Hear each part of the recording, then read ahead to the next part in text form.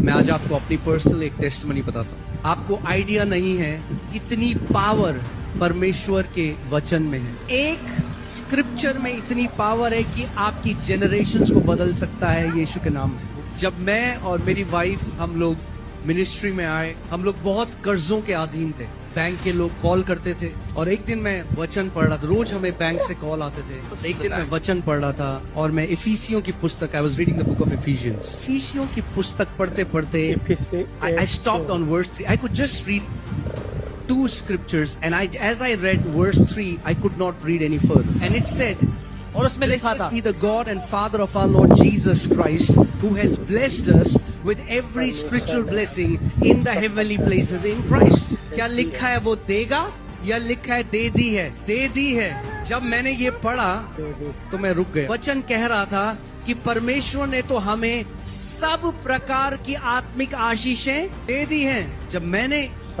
ये सुना तो मैं कह रहा था कि तेरा वचन कह रहा है कि मैं ब्लेस्ड हूँ, मगर मेरा जीवन तो बिल्कुल ब्लेस्ड नहीं दिखाई देता। But your word is saying, लेकिन आपका वचन कह रहा है कि मैं ब्लेस्ड हूँ, पर आई एम नॉट ब्लेस्ड, और मैं ब्लेस्ड नहीं दिख रहा।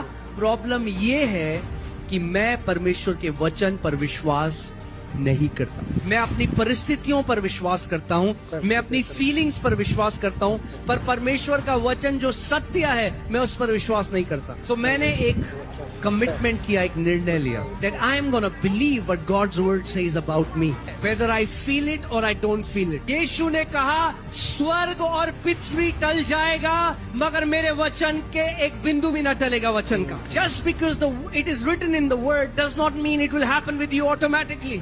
जैसा वो अपने पुत्र को भेज चुका है वैसे ही वो आपको सारी आशीषों से आशीषित कर चुका है। जैसे आपने उसके पुत्र को ग्रहण किया वैसे ही आपको इस सत्य को भी ग्रहण करना है। तो मैंने क्या किया, हर रोज मैं अपने कमरे में गया।